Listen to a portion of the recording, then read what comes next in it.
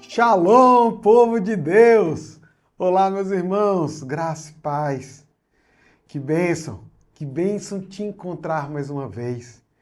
Que bênção estarmos juntos caminhando em direção ao Senhor. Meu povo, deixa eu falar uma coisa. O nosso rei está voltando. Aleluia! Ele vem nos buscar. E a gente tem que estar assim, preparado, com o coração ardendo, querendo Ele, sabe? Que bênção, que bênção. Vamos orar antes da gente começar o nosso momento de pastoreio, né? As partes mais... Mas a gente sempre começa orando. É um tempo bom, né? Oração, para a gente sempre render o nosso coração aos pés da cruz, né? Ó Deus, obrigado, Pai. Obrigado porque Tu nos ama tanto, que cuida da nossa vida de uma forma tão especial. Tu nos dá essas agendas, esse tempo para a gente te buscar. Às vezes as agendas são presenciais com alguns irmãos, em outros momentos elas são online. Mas importa que nós estamos juntos te buscando, e isso é uma obra tua em nossas vidas. Por isso nós te louvamos, te agradecemos, te rendemos, te entregamos e te consagramos esse momento, em nome de Jesus. Amém. Meus irmãos, a gente vai louvar, mas antes, vai aí rapidinho, pega o link, coloca nos grupos, chama a turma para louvar com a gente. Vamos louvar o único e verdadeiro Deus. Olá, irmãos, graça e paz. Vamos adorar o Senhor, bendizer a Cristo que nos trouxe a redenção, que nos livrou dos nossos pecados. Vamos fazer isso com muita alegria?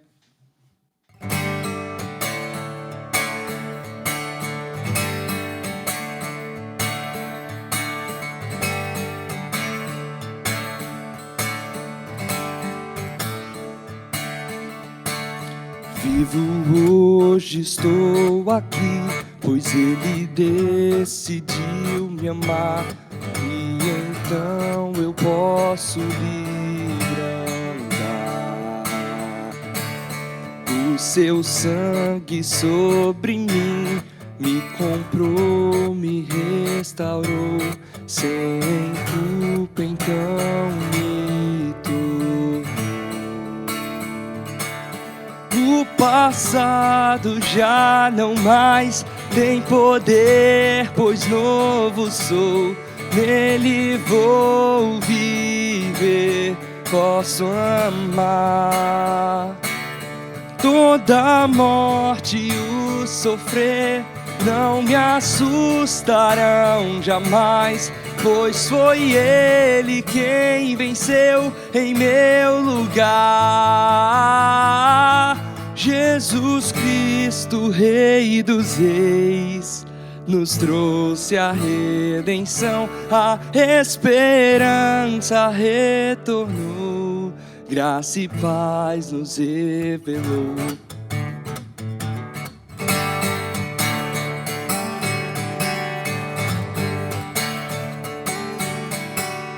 Vivo hoje, estou aqui, pois Ele decidiu me amar, e então eu posso livre andar. E o seu sangue sobre mim me comprou, me restaurou, sem culpa então me tornou. O passado já não mais tem poder, pois novo sou. Nele vou viver, posso amar. Toda a morte e o sofrer não me assustarão jamais, pois foi Ele quem venceu em meu lugar. Tudo entregar, vou me render aos seus pés, vou me lançar. tudo entregar, vou me render aos seus pés, vou me lançar. Tudo entregar, vou me render aos seus pés, vou me lançar. Tudo entregar, vou me render aos seus pés, vou me lançar.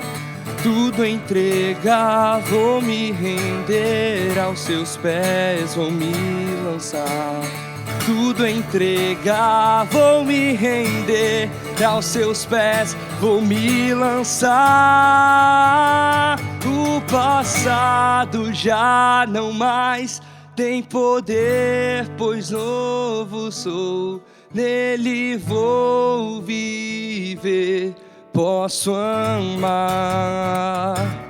Toda morte e o sofrer não me assustarão jamais, pois foi Ele quem venceu em meu lugar.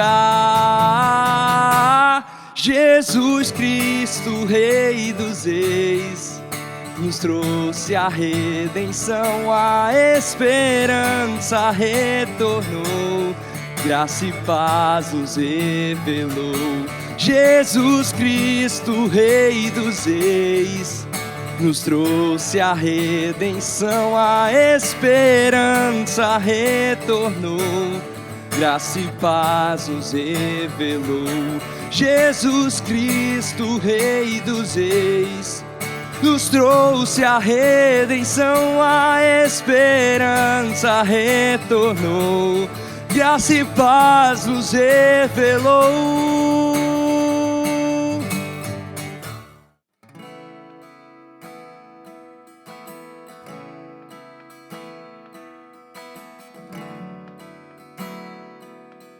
Ele é aquele que estava desde o princípio. Estavas desde o princípio,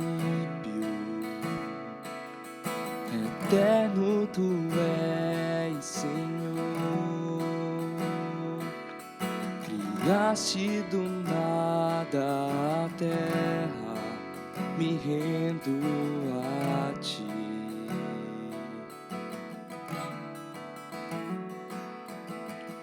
Antes que eu pecasse, pagaste o preço na cruz. Meus erros pesaram em teus ombros, me rendo a ti. Que posso dizer? Posso fazer se não entregar-te, ó Deus, meu coração?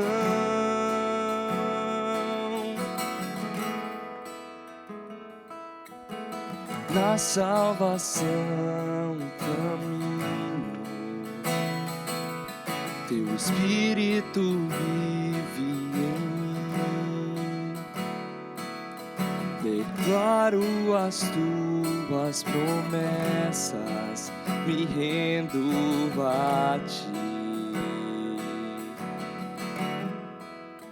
Posso dizer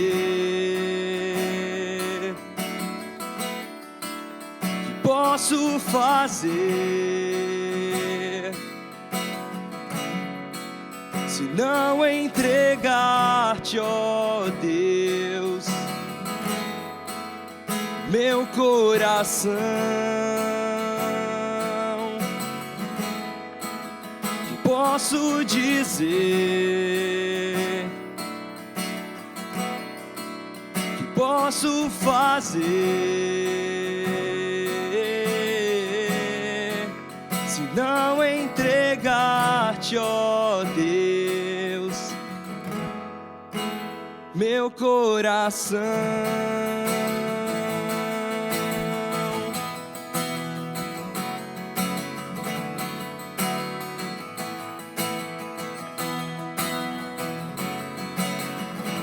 Estarei com mãos levantadas levantadas pra te louvar, pois tu deste tudo a mim, meu ser. A ti, ó Senhor, se rende o que sou, é teu. Estarei com mãos levantadas pra te louvar, pois tu deste tudo a mim, meu ser. A ti, ó Senhor, se rende o que sou, é teu. Que posso dizer, que posso fazer, se não entregar-te, ó Deus, meu coração? Que posso dizer, que posso fazer, se não entregar-te, ó Deus, meu coração?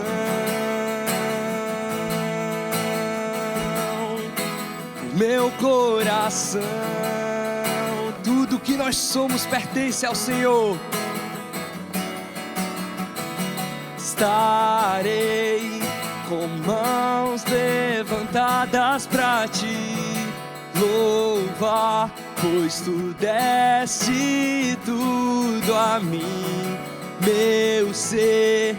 A ti, ó Senhor, se rende o que sou, é teu. Estarei com mãos levantadas pra te louvar, pois tu deste tudo a mim, meu ser. A ti, ó Senhor, se rende o que sou, é teu. O que sou é teu. O que sou é teu. Amém. Bênção. Lindos louvores. Agora chegou o tempo da gente orar mais uma vez. Como é que está a sua vida? Como é que está a sua vida de oração?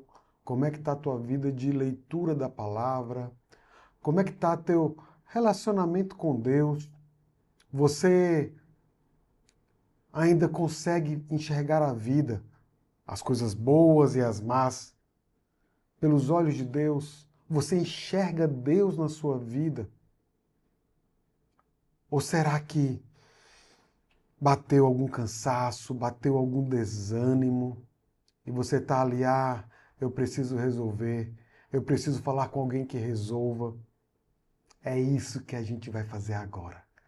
A gente vai falar com quem resolve. E vamos colocar os nossos olhos, nosso coração e nossa mente no lugar certo, na pessoa certa, no nosso Deus.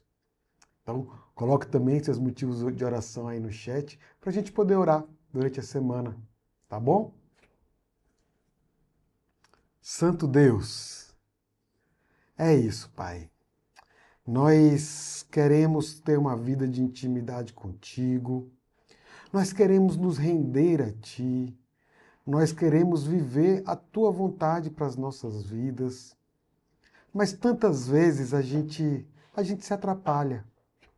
Tantas vezes a gente fica ansioso e começa a olhar para o problema. Assim como Pedro, que olhou para a tempestade, teve medo e afundou no mar. Isso também acontece conosco, isso é sobre nossas vidas e nós queremos te clamar por socorro. Estende a mão em nosso favor, nos tira desse local que nós mesmos nos metemos, Pai. A gente precisa de Ti. Venha ao nosso socorro e cuida de nossas vidas. Abençoa, Pai, os nossos pastores, os nossos líderes. Coloca no coração deles sempre, meu Deus, um coração humilde, um coração piedoso, temente a Ti, um coração que não se agrada da vaidade, da soberba, mas que ama as coisas que são Tuas. Coloca-os em nossos corações, Pai, esse desejo de Te conhecer, esse orgulho de Te conhecer, mas essa sabedoria que vem de Ti, para saber que tudo é Teu, tudo vem de Ti e tudo volta para Ti. Nós não somos nada e Tu és tudo. Abençoa, Pai, também os meus irmãos que estão passando por alguma dificuldade. Eu não sei, às vezes uma questão de trabalho. Se for, Pai, abre portas. Abre porta de emprego, Deus.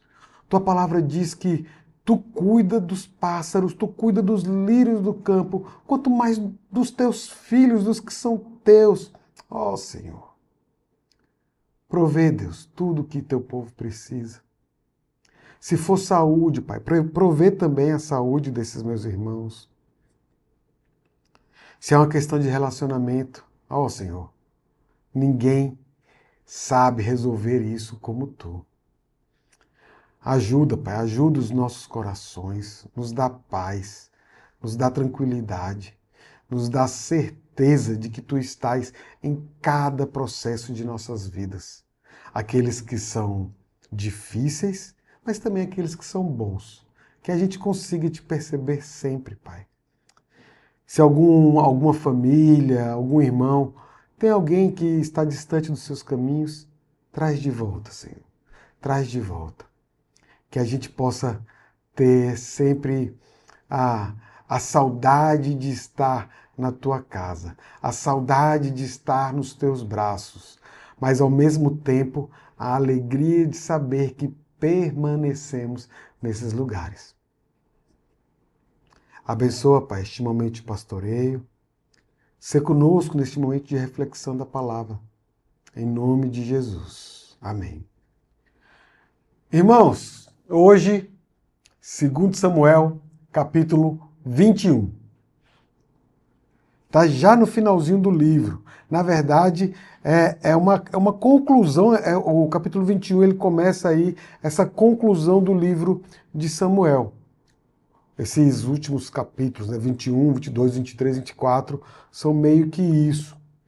Os capítulos 18 a 21, que é o que a gente viu, né, os últimos que nós vimos até o de hoje, eles narram uma série de vitórias do rei Davi. Não só vitórias militares, tá? Mas, por exemplo, a gente conhece, né, a gente estudou a história de Davi com seu filho Absalão, como é que Absalão usurpou o trono do rei Davi, que era seu pai, mas agora Absalão morreu. Então Davi volta ao trono. Simei que foi aquele homem que ficou gritando, blasfemando lá contra Davi, jogando pedra e tal. E Davi jurou que não lhe faria nenhum mal. Simei, da família do rei Saul, né? Ele vem a Davi pedir perdão. Foi resolvido. Mefibosete, filho de Jonatas, né? Neto de Saul. Ele que, quando Davi assume o trono, estava paraplégico. E Davi cuida dele, chama ele para morar lá no palácio, coloca ele para comer na mesa do rei, fazer refeição na mesa do rei. Mas ele tinha traído Davi, juntamente com Absalão. E agora ele volta, pede perdão, tem um acerto de contas ali, né, com Davi, as coisas são resolvidas com Mefibosete. Um outro homem se levanta, querendo também, né, fazer uma revolução, uma revolta, um levante ali contra o rei Davi, que é Seba, e ele também morre. E então a gente chega no capítulo 21. E o capítulo 21, ele tem uma curiosidade, porque ele não está cronologicamente no local certo. Ele aconteceu antes disso, mas ele está aqui numa ideia textual de que de uma introdução ao capítulo 22, onde nós vemos o cântico de Davi. Então, o capítulo 21 vai falar da vingança para os gibeonitas. Os gibeonitas eles são vingados, né, após a traição de Saul. E fala também da vitória de Davi contra gigantes. Davi e seus homens, né, contra gigantes. Os refaíns, né, como são chamados na média. Mas essa série de vitórias, elas têm uma questão muito importante em termos de comunicação para o povo de Israel, porque sem esses acontecimentos, sem esses acertos de contas, e obviamente sem essas vitórias, todas essas questões, o reinado de Davi teria terminado numa grande confusão. Mas esse texto, né, esse texto maior que eu estou comentando aqui, ele mostra a esperança que o povo deveria ter e manter, né, na casa de Davi. No capítulo 21, a primeira perícope apresenta a intercessão de Davi, enquanto que a segunda mostra a expressão do poderio militar desse rei. Mas o fato dessas narrativas estarem aqui no finalzinho tem essa ideia geral de introduzir esse cântico, esse fechamento do tempo de reinado do rei Davi, né? Vamos ao texto, a gente vai lendo e conversando, né, como naturalmente, né, a gente costuma fazer. Então, versículo 1, né, a perícope tem o título de Vingados os Gibeonitas. Versículo 1. Houve em dias de Davi uma fome de 3 anos consecutivos. Veja, meus irmãos, uma primeira coisa. Tá só no comecinho, né? Eu já parei. Mas a fome, ela, naquele tempo, ela era sempre reconhecida como uma consequência do juízo divino. Alguma coisa tinha sido feita contra Deus, algo estava desagradando a Deus, e então a consequência desse pecado é que Deus fazia que não houvesse chuva, Deus mandava uma estiagem e acabava a comida do povo. Por outro lado, obviamente, né, se a fome é o juízo, a chuva era entendida como o fruto da boa relação de um rei, de um povo com Deus.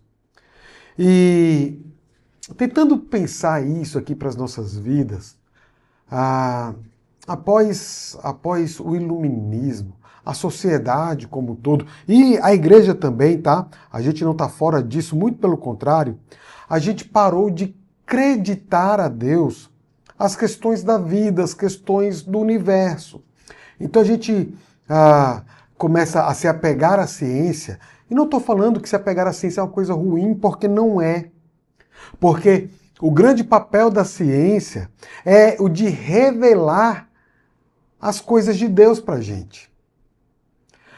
Tantas coisas que a gente não sabe como funcionam, não sabia, né, como elas funcionam, e a ciência consegue trazer isso para a gente. Só que o problema está em que a gente começa a colocar a ciência no trono de Deus.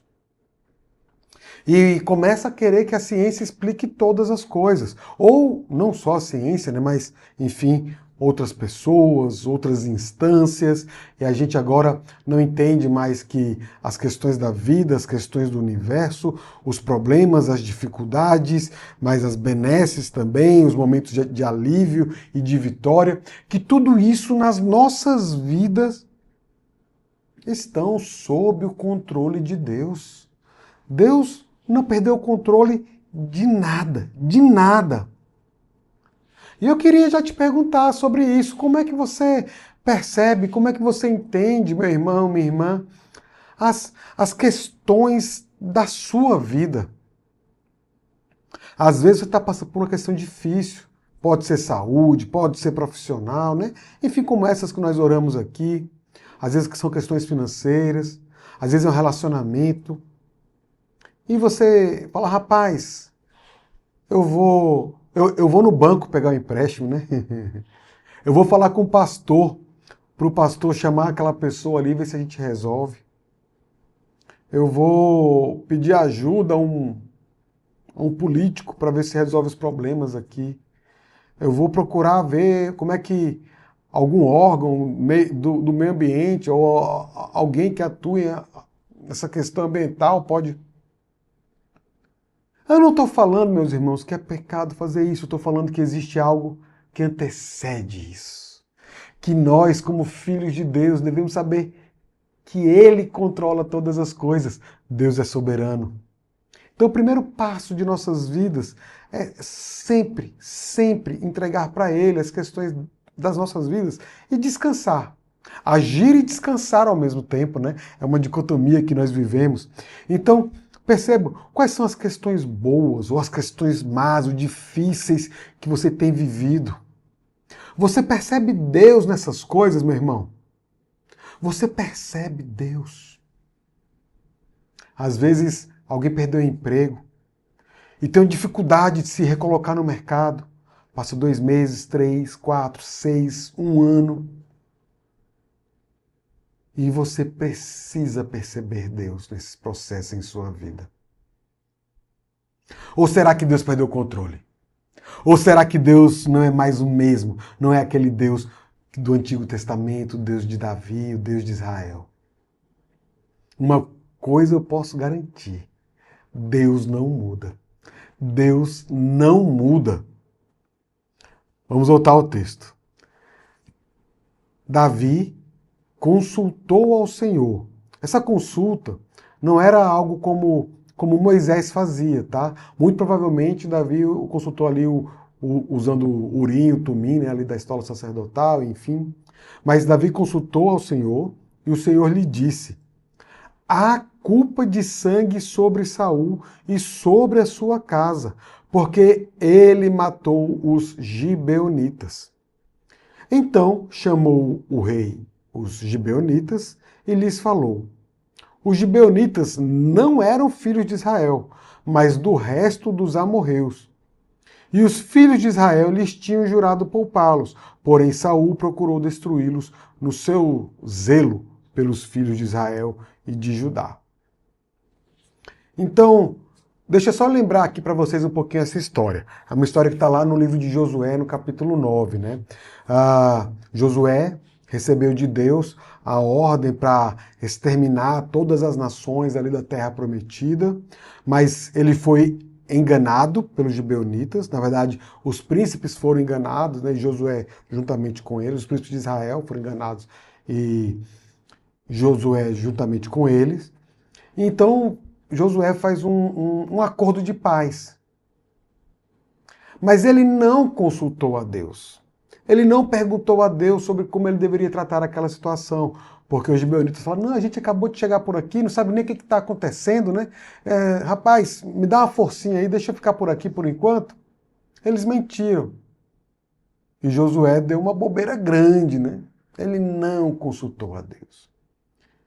Então, foi feito esse tratado de paz. Os gibeonitas não foram mortos, mas foram subjugados, tá? Eles ficaram ali como servos do povo de Israel e foram habitar em uma cidade, em uma terra que tinha sido cedida à tribo de Benjamim. Conquanto o acordo de paz que Josué fez, ele tenha sido fruto de uma mentira, e em termos cronológicos, essa mentira aconteceu uns 400 anos antes do rei Saul, não cabia a Saul quebrar esse juramento, porque Deus não se agrada disso.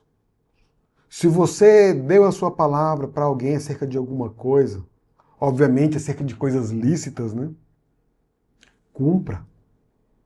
Cumpra porque o cristão, ele é assim. É uma imagem de Deus e Deus não quebra a sua palavra. Logo, não cabia a Saul quebrar esse juramento, mesmo dizendo que era uma forma de cuidado, de zelo com os filhos lá, né, da tribo de Judá e do povo de Israel. Mas voltemos ao texto, versículo 3. Perguntou Davi aos gibeonitas: que quereis que eu vos faça? E que resgate vos darei para que abençoeis a herança do Senhor? Então os gibeonitas lhe disseram: não é por prata, nem por ouro que temos questão com Saul e com sua casa. Nem tampouco pretendemos matar pessoa alguma em Israel. Disse Davi: que é, pois, que quereis que vos faça?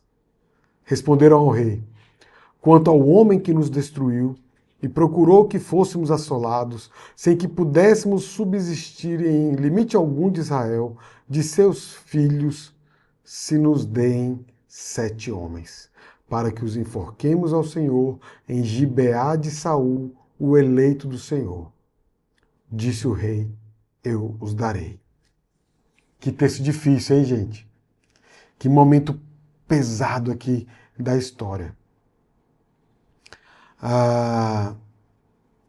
E é um texto que, além de ser pesado, além dessa dificuldade, né, ele tem uma outra questão, porque os gibeonitas, eles não abriram mão da sua identidade como amorreu. Eles não eram agora alguém do povo de Israel, né, estrangeiros que se converteram a Jeová. Não, eles continuavam sendo quem eles eram, só que habitando ali em meio ao povo de Israel. Existem algumas linhas de discussão sobre a razão pela qual Davi, né, foi atrás deles e tomou essa atitude, como a gente vai continuar lendo aqui no texto que foi tomada. Alguns dizem que há questões culturais da época ali, daquele Oriente Antigo, ali no meio tal. Outros vão falar que Davi ele estava cumprindo a ordenação de Deus como o vingador, já que Saul era culpado de sangue, como a gente leu aqui, né? Mas, seja qual for a linha, havia um pecado. E Deus não se relaciona com o pecado. Então, o pecado de Saul trouxe consequências, e consequências muito graves, tanto para o povo de Israel, como para sua própria família, porque agora 7 de seus filhos, e por filho entenda como seus descendentes, né? Porque a gente vai ver que são netos, mas esses seus 7 filhos, 7 descendentes, seriam agora mortos. E diante de um tema, de um texto tão difícil e tão pesado, é importante a gente refletir sobre nossas próprias vidas, acerca das nossas próprias decisões. Quais decisões nós temos tomado e que consequências elas podem gerar? Porque se a nossa vida é uma vida que está feita com pecado, isso vai desagradar a Deus e vai trazer consequências para as nossas vidas. Às vezes a gente vê algo que a gente considera injusto. Essa carga tributária é muito alta. Aquela pessoa, ele faz isso daquela forma, ele dá um jeitinho ali para poder conseguir melhores posições dentro da empresa. Fulano de tal, eu vou falar com um, com o outro, eu vou mexer os meus pauzinhos. Vocês já pensaram se os nossos filhos, né, ou se pessoas que nos amam, pudessem ver a gente, né, tomando essas decisões e executando elas? Ou eles nos odiariam, ou eles aprenderiam a viver dessa forma. Não tem caminho bom. Não tem caminho bom. Por isso que o pecado de Saul precisava ser tratado. Esse texto, essa questão, ele nos incentiva a uma vida santa, uma vida piedosa, uma vida que busca intimidade com Deus. Não existe para nós amizade com carne. Não existe para nós amizade com o mundo. Se é que nós somos de Deus, né? Versículo 7. Porém, o rei poupou a Mefibosete, filho de Jonatas, filho de Saul, por causa do juramento ao Senhor, que entre eles houvera entre Davi e Jonatas, filho de Saul. Percebem aqui a diferença? Josué fez uma promessa, um juramento, Saul quebrou. Davi fez uma promessa, um juramento e manteve. Versículo 8. Porém tomou o rei os 2 filhos de Rispa, filha de Aiá, que tinha tido de Saul, a saber, a Harmone e a Mefibosete. Não é Mefibosete filho de Jonatas, tá? É outro Mefibosete aqui. Como também os 5 filhos de Merabe, filha de Saul, que tivera de Adriel, filho de Barzilai, meolatita, e os entregou nas mãos dos gibeonitas, os quais os enforcaram no monte, perante o Senhor. Caíram os 7 juntamente. Foram mortos no dia da ceifa, nos primeiros dias, no princípio da ceifa, da cevada. Esse é o período da colheita ali, né? Provavelmente abril, né? O mês de abril. E os gibeonitas fizeram isso ali, muito provavelmente em frente ou em um lugar que era sagrado, pois o texto, quando ele fala de Gibeá de Saul, do eleito do Senhor, né, ele nos leva a esse tipo de entendimento. Então eles não fazem algo para afrontar a Deus, mesmo não sendo parte do povo de Deus, mas eles fazem algo no sentido de buscar uma justiça e Davi de tratar esse pecado. Versículo 10. Então Rispa, filha de Aiá, tomou um pano de saco e o estendeu para si sobre uma penha, desde o início da ceifa até que sobre eles caiu água do céu. Lembra como começou o texto? Havia fome, havia estiagem, havia seca. Aonde a gente chega agora? Chuva. As primeiras chuvas, elas normalmente não começavam antes de outubro. E lembrem, está falando aqui de abril. Então a gente está muito longe, qualquer que seja o sentido que a gente queira caminhar aqui. Logo, essa era uma chuva extemporânea, era uma chuva de fora de tempo, que simbolizava de uma forma muito clara para aquele povo o fim do período de fome, o fim do juízo de Deus acerca daquela situação, acerca daquele pecado. Voltando aqui, né, versículo 10. E não deixou que as aves do céu se aproximassem deles de dia, nem os animais do campo de noite. Foi dito a Davi o que fizera Rispa, filha de Aiá e concubina de Saul. Então foi Davi, tomou os ossos de Saul e os ossos de Jonatas, seu filho, dos moradores de Jabes de Gileade, os quais os furtaram da praça de Bet-Seã, onde os filisteus os tinham pendurado no dia em que feriram Saul em Gilboa. Dali transportou os ossos de Saul e os ossos de Jonatas, seu filho, e ajuntaram também os ossos dos enforcados. Enterraram os ossos de Saul e de Jonatas, seu filho, na terra de Benjamim, em Zela, na sepultura de Quis, seu pai. Fizeram tudo o que o rei ordenara.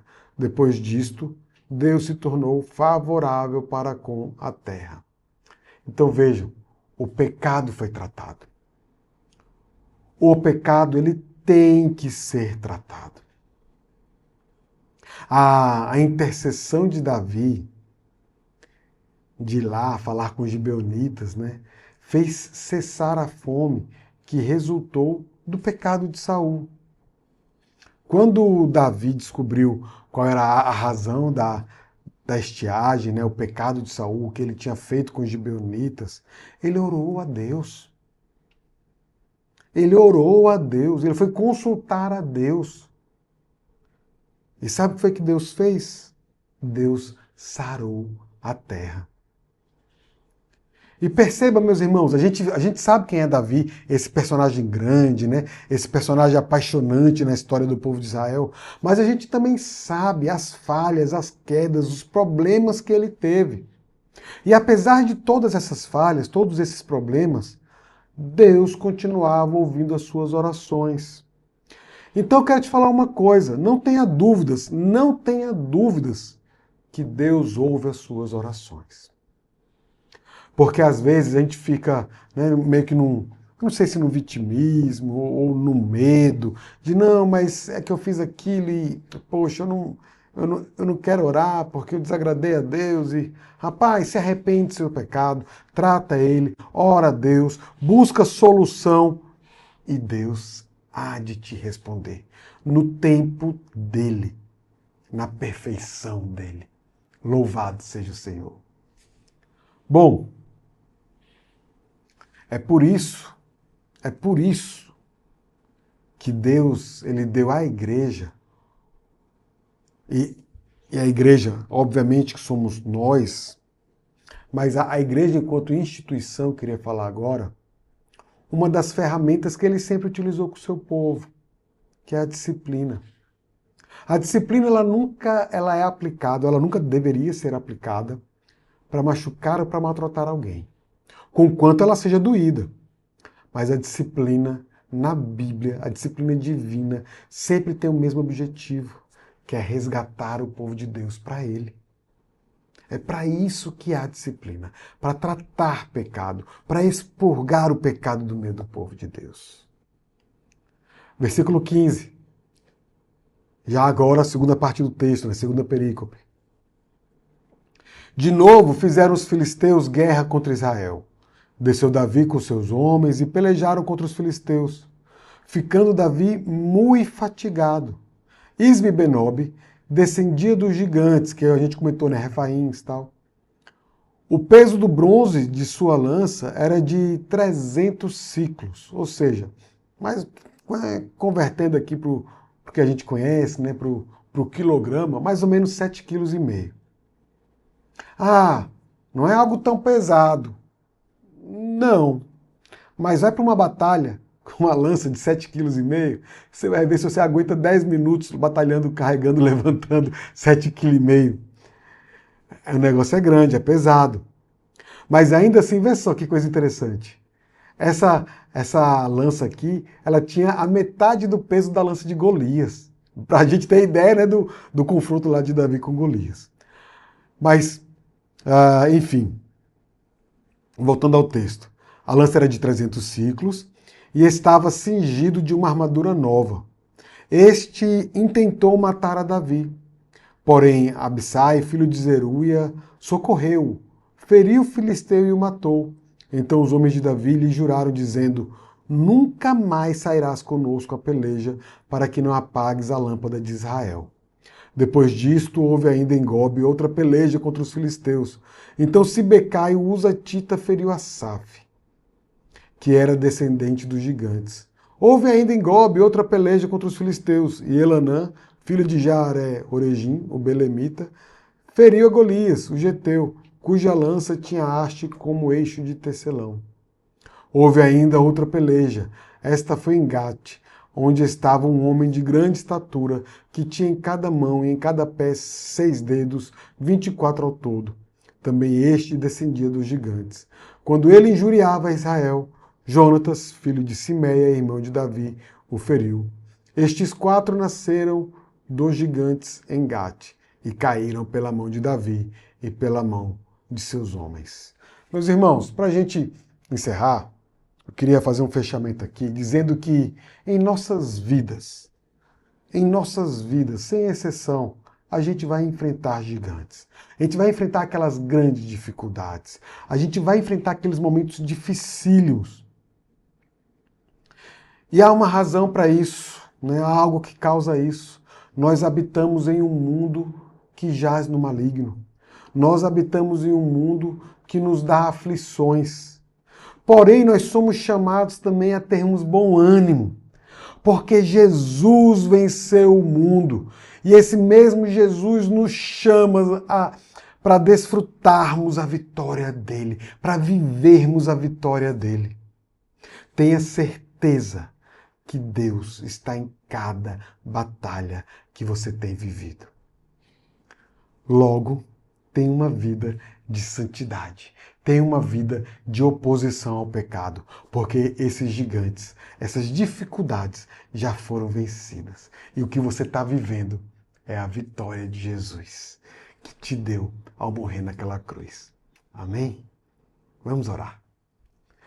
Ó Senhor, obrigado, Pai. Obrigado por esse texto que é tão desafiador, mas também que nos ensina tanto acerca de Ti e acerca de nós mesmos. Nos ajuda, Pai, nos ajuda nessa vida de santidade, nos ajuda a desenvolvermos a nossa santidade, nos ajuda a crescermos em temor e em amor e em dependência de Ti, Pai. Nós precisamos de Ti acima de todas as coisas. Abençoa também cada irmão que está ouvindo somente pastoreio, abençoa sua família, sua casa, abençoa sua vida como um todo. Em nome de Jesus. Amém. Vamos para o último louvor?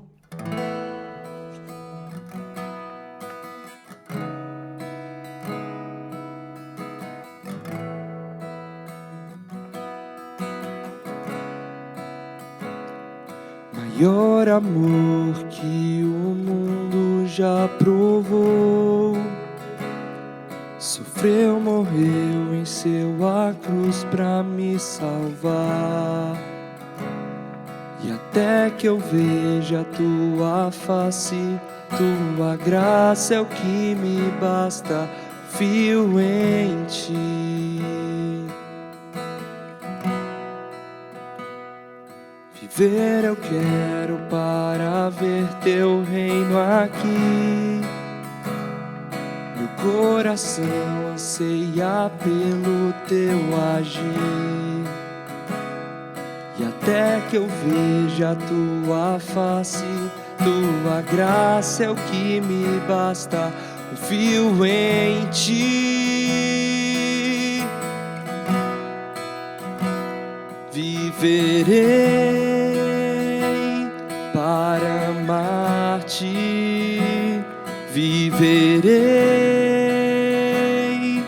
para te louvar, viverei prostrado aos teus pés.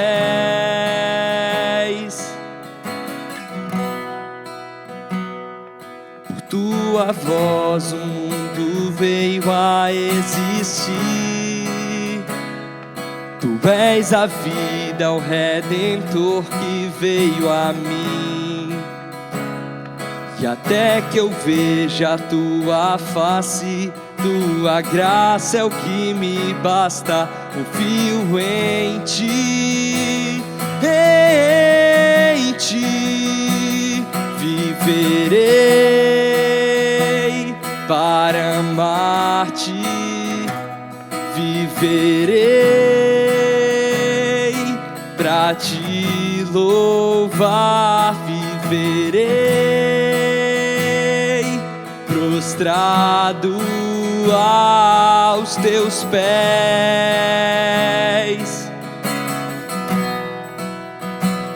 Viverei para amar-te, viverei pra te louvar, viverei prostrado aos teus pés.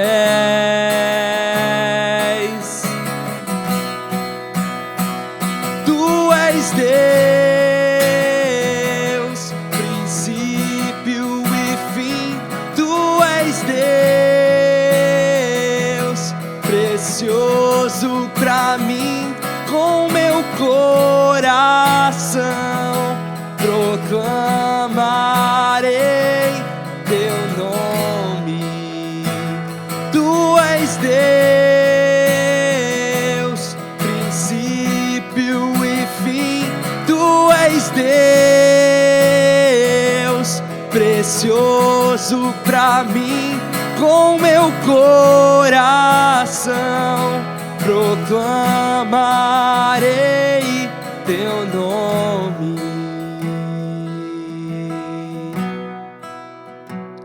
Viverei